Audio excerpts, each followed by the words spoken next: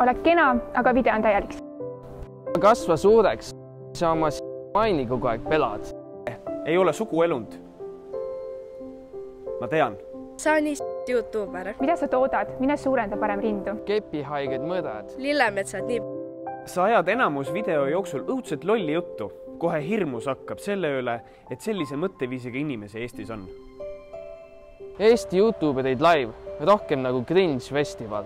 Pane kinni oma kanal. Suht kõht läks lahti selle video peale ja suures piinas vaatasin selle video lõpuni. Aitäh!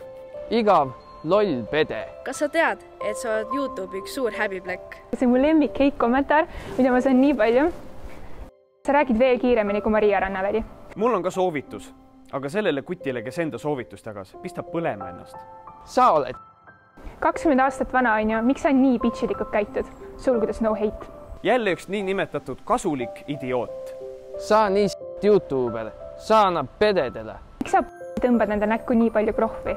Meie puutume selliste kommentaaridega kokku peaaegu iga päev. Aga me ei lase ennast sellest heidutada, sest et me usume endasse ja me usume sellesse, mida me teeme. Ole ka sina julge. Ja usu endasse.